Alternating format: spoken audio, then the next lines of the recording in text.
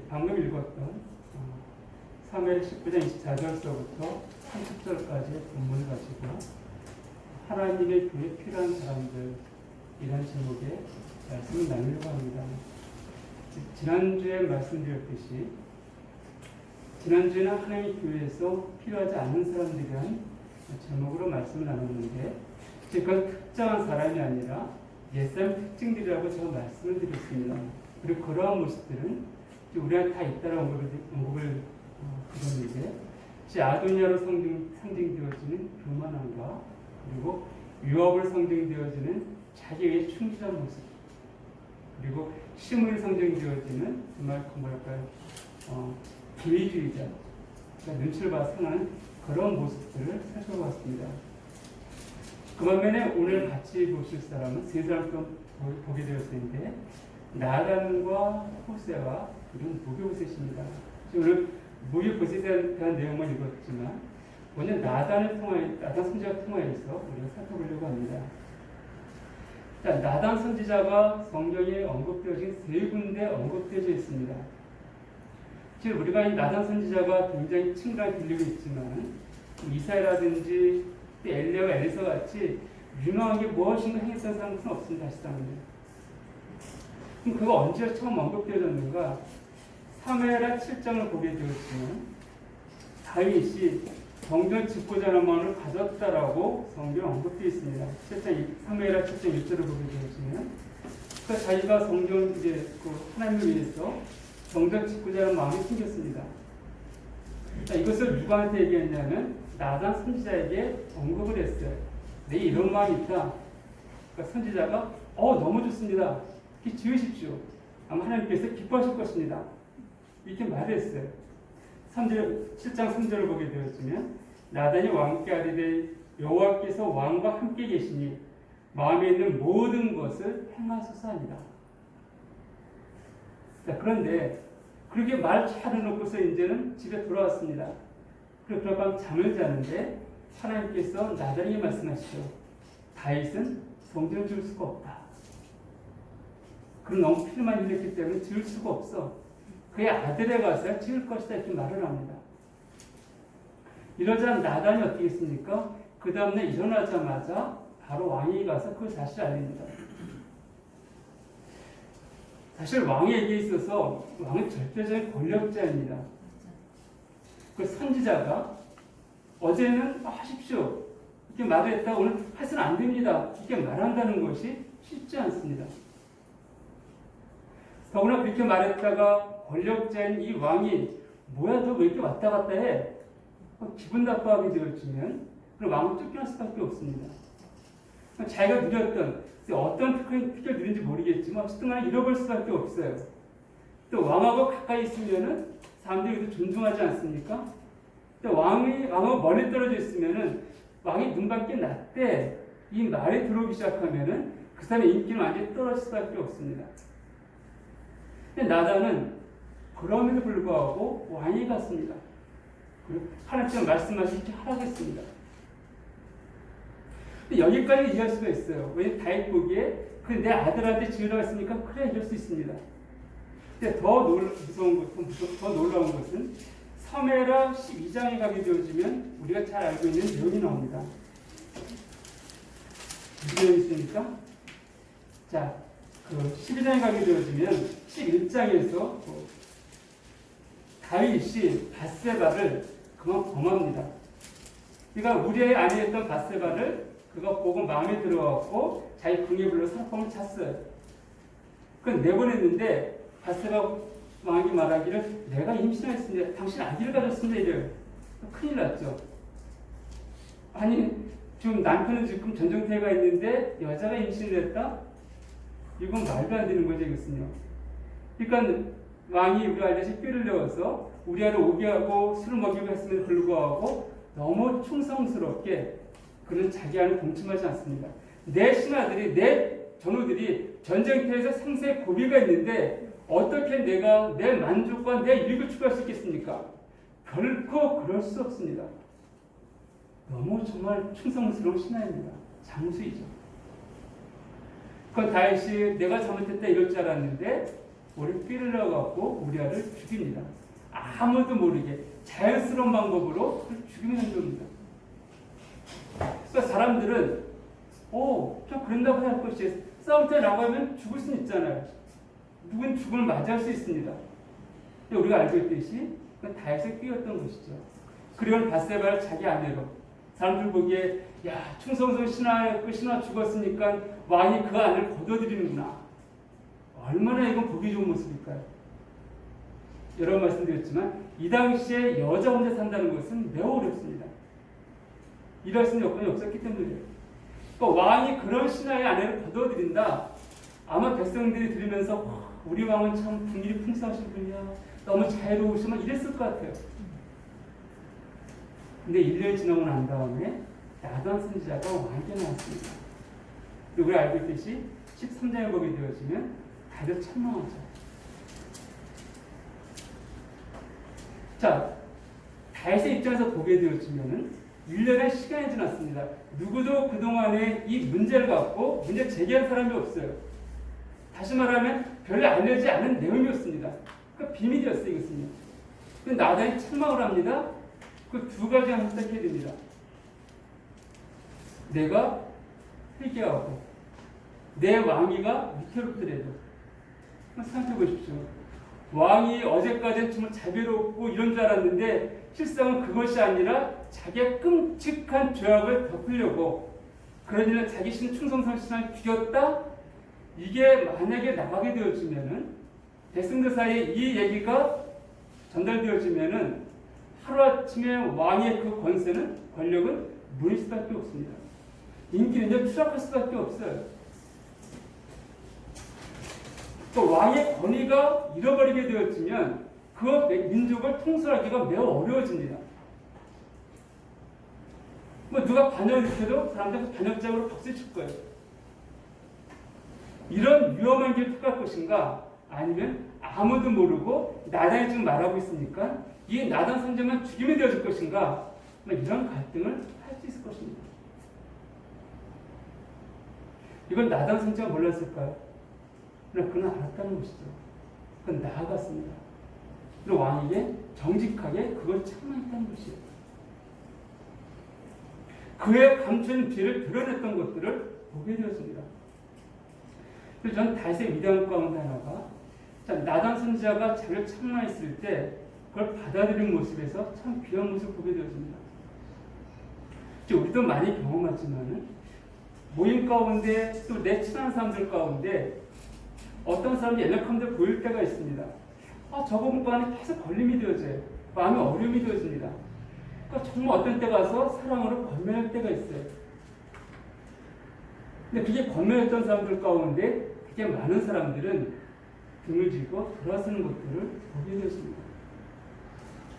참 마음이 아파요. 정말 내가 사랑을 받고 나갔음에도 불구하고 상대방은 사랑을 받아서 그래 고마워 하고서는 그 다음에 등을 돌립니다.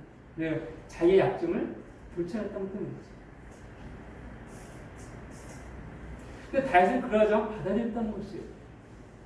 그러니까 저는 누군가가 좀 내게 있어서 우리 모두죠.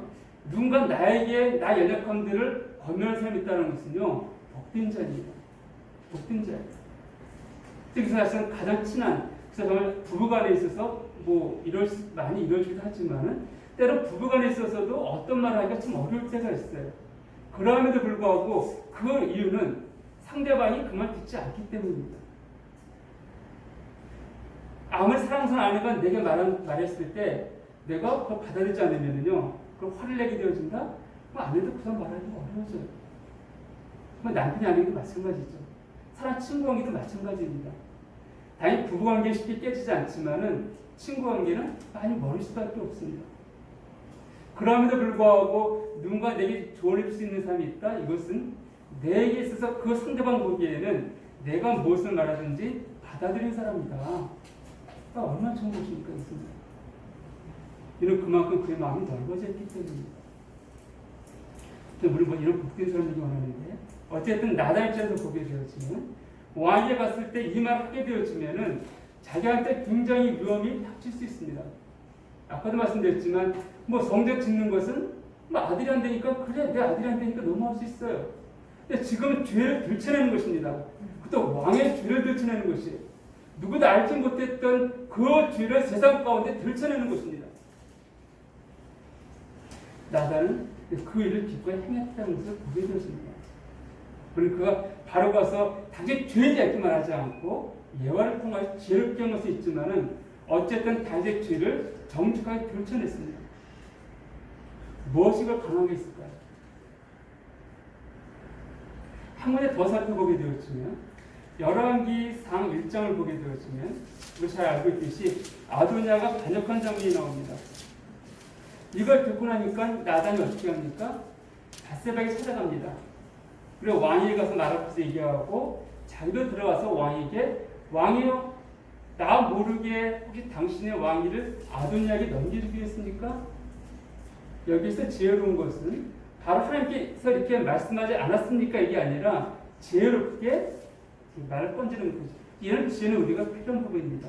그러니까 중요한 것은 나단은 하나님께 받은 그거에 대해서 타협하지 않냐고 행했다는 것이. 근데 한번 생각해 보십시오. 이 상황들 보게 되어지면 다윗의 권력은 무너지고 있습니다. 아도니아는 성경 언급되어 있듯이 1장 6절을 보게 되어지면 그는 압살롬 다음에 태어난 자의 용모가 심히 준수한 자다 이렇게 되어 있습니다. 이스라엘 백성들 보기에 이 아도니아는 왕이 될 만한 충분한 자격과 조건이 갖춰진 사람입니다. 용모가 준수했다 이것은요 단순히 외모만이 아니라 사람들이 인기가 있었다는 것을 우리가 표현해 준 부분이에요. 압살롬이 그랬던 것처럼. 그리고 서열상을 보게 되어지면 지난주에 말씀드렸듯이 이 아도니아는 세 명째, 그러니까 암논과 그 다음에 다니엘은 성경 그 구약 선지자가 아니라 그 갈멜의 아들이었죠. 다니엘과 그 다음에 이 지금 압살롬 이 네 번째가 아도니아입니다. 그 서열을 보게 되어지면 위에 세 명의 왕은 아들은 죽었습니다. 그러니까 자기가 자기 될 수밖에 없어요. 아브라함의 자손 가운데 르우벤과 시몬과 레이가 범죄를 통하여서 맺혀졌습니다. 근데 유다가 자연스럽게 메시아의 계보에 들어갔지 않습니까? 이런 상황 가운데에서 그 백성들의 인기도 아도니아에게 있었습니다. 근데 나단은 왕에게 나갔어요. 만약에 이 소식이 아도니아에게 들려졌다고 했을 때 아도니아가 왕위에 올라가게 되어지면 누가 죽음을 당할까요? 첫 번째 순위가 솔로몬과 밧세바 다음에 이 나단일 것입니다. 왜냐하면 왕위에 오른 사람은 자기 정적도 밀쳐야 되거든요. 그러니까 자기가 왕이 되는데 반대했던 사람들을 용납하지 않습니다. 이런 것을 알고 있음에도 불구하고 나단 타협하지 않았습니다. 갈라디아서 1장 6절을 보게 되어지면 이렇게 성경 언급된 것을 보게 되어집니다. 1장 10절을 보게 되어지면 이제 내가 사람들에게 좋게 하랴 하나님께 좋게 하랴 사람들에게 기쁨을 구하랴 내가 지금까지 사람들의 기쁨을 구할까 하는 그리스도의 종이 아닙니다. 자, 이 나단은요 자기의 인기에 관심이 없었습니다. 자기의 영예에 관심이 없었습니다. 사람들이 자기를 어떻게 판단하는 중요하지 않았다는 것이에요. 단지 그런 정직하게 선지자로서 하나님 앞에서 그분이 원하시는 상들이 무엇인가를 보고 행했던 자였습니다. 오직 하나님을 바라보고 그분을 기쁘게 하는 삶을 살았던 사람. 이게 나라는 모습입니다. 우리가 어떤 일을 당할 때 그렇게 하면 분명히 사람들한테 멸시당하고 천대당할 것이에요. 당시 분명히 큰 어려움을 당할 것입니다. 이런 일을 당할 때도 있습니다. 그러나 우리가 그런 사람들의 경우보다 누구에게 더 중요합니까? 하나님에게 더 중요하다는 것이죠. 그분이 무엇을 말씀하시는가? 열왕기상 22장에 보게 되어지면 시드기야라는 선지자가 언급되어 있습니다. 그 선지자가 어떻게 합니까? 그 선지자와 함께 그 이스라엘 유다 왕이었던 여호사밧과 아합 왕이 함께 마음을 통해서 아람과 싸우러 나가려 갔습니다. 그때 이 여호사밧 왕이 말하기를 근데 이 선지자들한테 좀 물어보고 싶습니다. 그랬더니 400명의 선지자가 시드기야를 포함 400명의 선지자가 함께 모였습니다. 한번 볼까요? 열왕기상 22장을 볼까요?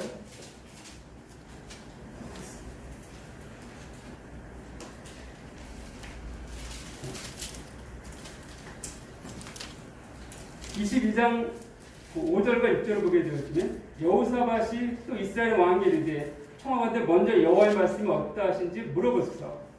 이스라엘 왕이 이 선지자 400명쯤 모으고 그들에게 이르되 내가 길르앗 라못에 가서 싸우랴 마냐. 그들이 이르되 올라가소서. 주께서 그 성읍을 왕의 손에 넘기시리이다. 이렇게 말합니다. 그러니까 여호사밧 왕이 400명 말씀에 불구하고 뭐가 좀 찜찜해요. 또 다른 선지자가 없습니까? 했더니 미가야라는 선지자가 있는데 꼭 내게 안 좋은 건 말합니다. 그래서 한번 들어보기 원합니다. 그래서 미가를 불러왔습니다.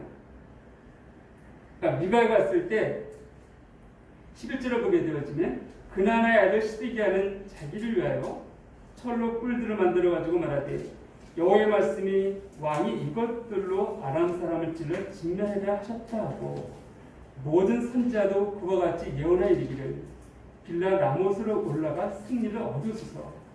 여호와께서 그 성읍을 왕의 손에 넘기시리라 하더라. 그러나 미가는 어떻게 합니까? 7절 이하에 보게 되었지만 그가 이르되 내가 보니 온 이스라엘이 목자 없는 양같이 산에 퍼졌는데 여호와의 말씀이 이 무리에게 주인이 없으니 각각 평안히 자기의 집으로 돌아갈 것이니라 하셨나이다. 이스라엘 왕이 여호사밧 왕에게 이르되 저 사람이 내게 대하여 길한 곳을 예언하지 아니하고 흉한 곳을 예언하겠다고 당신이 말씀하지 아니했나이까. 미가가 이르되 그런즉 왕은 여호와의 말씀을 들으소서. 쭉 내용을 보게 되었지만 원래 알고 있는 내용도 나오죠. 자, 미가는 어땠습니까? 400명 대 1이에요. 우상 성자 400명이 아니라 자칭 여호와의 선지자들 400명이었습니다. 근데 하나같이 말을 하고 있어요. 시드기야는 철로 뿔을 만들어가지고 막 보여주면서 이렇게 승리를 말씀하셨습니다. 그러니까 다른 신하들도 미가에 만났을 때 다른 선지자 이렇게 말했으니까 제발 이것만 좀 왕의 귀를 맞춰주십시오. 이랬어요. 근데 미가는 어땠습니까?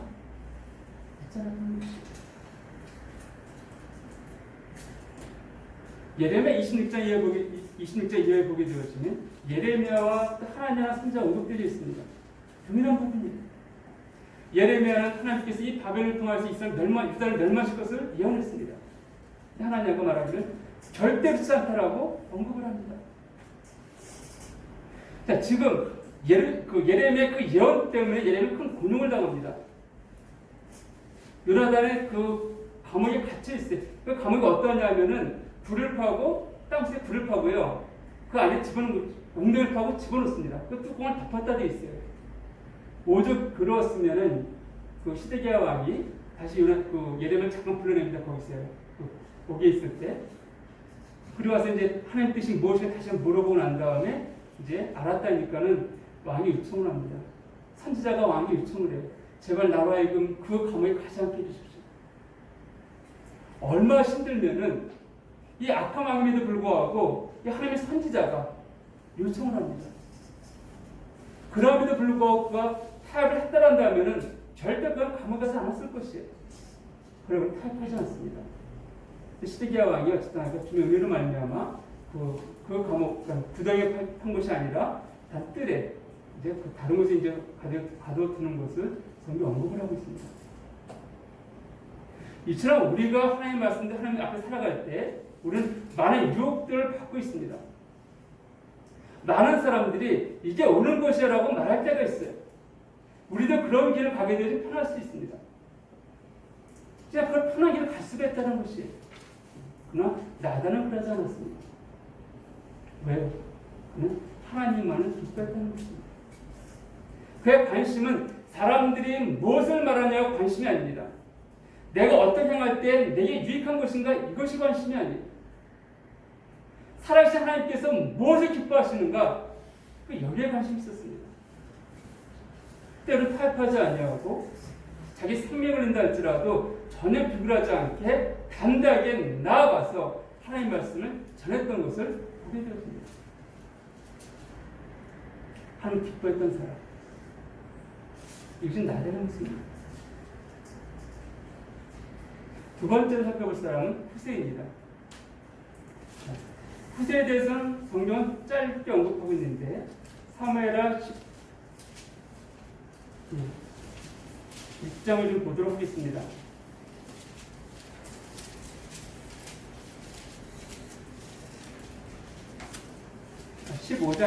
15장이겠습니다.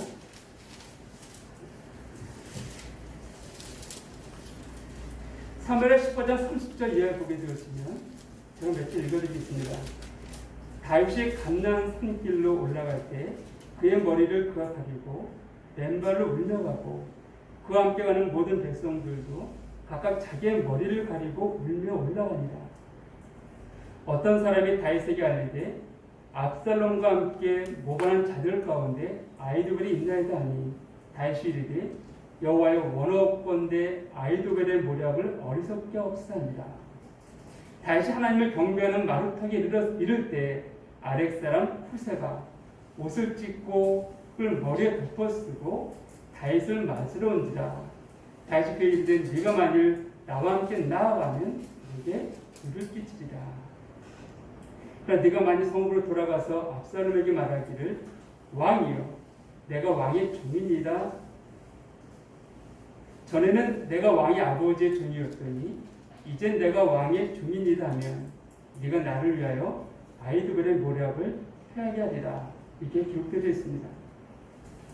이 아히도벨은 누구인가? 아니 죄송합니다. 이 후세는 누구인가 그러면 이 성경에 짧게 언급되어 있는데 역대상 22장인가 26장에 보게 되었으면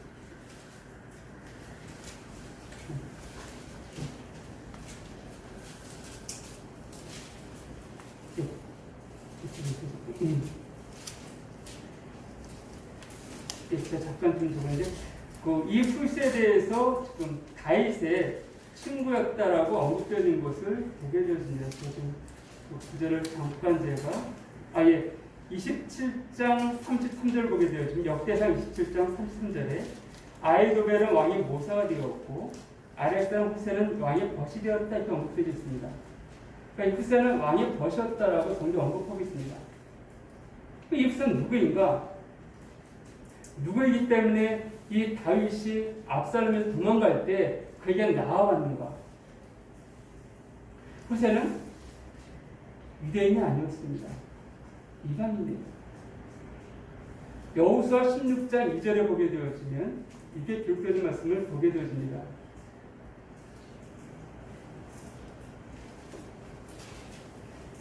여호수아 16장 2절에 보게 되어지면 베델에서부터 루스로 나아가 아렉 족속의 경계를 지나 아다롯에 이르고, 자, 요셉 자손이 뽑은 그 지역입니다.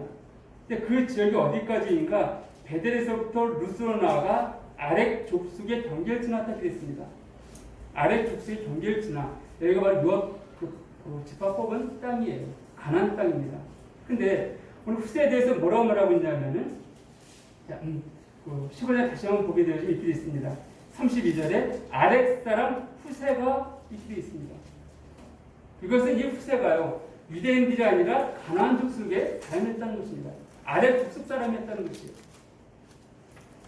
그 아렉 족속이 보기에는 이 다윗과 압살롬의 싸움은요 자기 지역, 자기 그러니까 고향을 점령한 점령자들이에요. 그러니까 누가 왕이 되든 별 관심 안 갈 수 있습니다. 그리고 이 당시에 다윗 나이가 약 61세 정도로 이제 어느 자료에 보니까 언급되어 있습니다. 그 시편을 보게 되어지면 사람 연수가 70여 강을 80이라 되어 있는데 지금의 60 하면은 뭐 아직 젊다 할 수 있겠지만 제가 어렸을 때만 하더라도 60 하면 동네 잔치였습니다. 그 정도로 60세까지 사는 것도 쉽지 않았었고 60 넘었다는 것은 뭐 일을 완전히 멈췄다는 개념이에요. 집에서 그냥 수일하시는 그런 나이십니다. 근데 다윗의 61세이다? 그럼 그의 친구를 한다면은 저를 그 정도의 나이가 되어졌다는 것이에요. 그래서 33절에 언급되었듯이 그에게 이르되 네가 만일 나와 함께 나아가면 내게 누를 끼치라 이것을요. 다른 성경 번역본을 보게 되었지만 네가 나이가 많기 때문에 나와 함께 가게 되었지만 우리 내게 좀 힘들 것이다. 빨리 좀 도망가야 되는데 넌 나이가 많으니까 빨리 올 수가 없잖아. 뒤처질 거 아니야. 그럼 어떻게 너를 남겨둘 수도 없고 우리한테 해가 되어지니까 따라오지 말라. 이런 식으로 번역된 성경을 보게 되었습니다. 자, 그럼 이게 나이 많은 후세임에도 불구하고 왜 나왔는가? 왜 나왔을까요? 우리 생각하기에 방금 말씀드렸지만은 내 민족도 아니에요. 내 나라도 아닙니다. 그러니까 내 나이가 많았기 때문에 이제는 어디 뛰어드는 것도 벅차요. 따라가는 것도 벅찹니다. 근데 집에서 편하게 있고 싶어요, 그냥. 안주하면서 에이 누가 왕이 됐든지 간에. 더더구나 지금은 압살롬의 기세가 워낙 등등해갖고서 만약에 자기가 다이편에 섰다가 압살롬이 이기게 되어지면은 자기 일가족 완전히 몰살당할 수밖에 없습니다. 이런 위험한 상황 가운데 왜 쫓아왔는가? 왜 왔을까요? 그 다윗은 왜 그로 하여금 압살롬에게 가서 아히도벨의 그 계략을 멈추게 했을까요? 이것은 후세가요. 하나님 의를 쫓은 사람이기 때문이었습니다. 하나님 진리를 쫓은 사람입니다. 자, 지금 이스라엘 왕을 세운 자가 누구입니까? 다윗입니까? 압살롬입니까? 다윗이에요. 하나님께 세우신 자는 다윗입니다. 압살롬이 아니라는 것이에요. 그렇기 때문에 이 진리, 하나님의 의는 다윗에게 있는 것입니다. 비록 압살롬의 세력이 강해지고 이기는 것 같이 보인다 할지라도 하나님 보시기에 왕은 다윗이에요. 그러면 내가 누굴 쫓아야 됩니까? 내가 한 나라의 백성이고 한 나라의 신하라 한다면은 당연히 쫓아야 될 것은 왕입니다. 내 안녕을 위해서, 내 지혜를 지키고 내 어떤 평안을 위해서 왕이 하나님 세우지 않은 자를 쫓는 것이 아니라 비록 내 나이가 많고 힘들다 할지라도 비록 다시 쫓아가는 것이 어렵다 할지라도 하나님이 세우신 왕이기 때문에 그의 편에 서는 것이 옳다라는 것입니다. 여호수아 24장에 보게 되었으면 여호수아 이게 마지막 이런 말 하죠. 한번 같이 한번 볼까요? 여호수아 24장 여호수아 마지막 장인데 24장 15절을 보게 되었으면 만일 여호와를 섬기는 것이 너희에게 좋지 않게 보이거든 너희 조상들이 강 저쪽에서 섬기던 신들이든지 또 너희가 거주한 땅에 있는 아무리 족속의 신들이든지 너희가 섬길 자를 오늘 택하라. 오직 나와 내 집은 여호와를 섬기리라. 뭐라고 말했습니까? 나와 내 집은 여호와를 섬기리라. 비록 상황이 준 섬기는 게 어렵고 지를 지키는 게 어렵고 이런 상황과 이런 환경 가운데 있다 할지라도 나와 내 집은 타협하지 않냐고 진리 가운데 서겠다라고 고백하고 있습니다.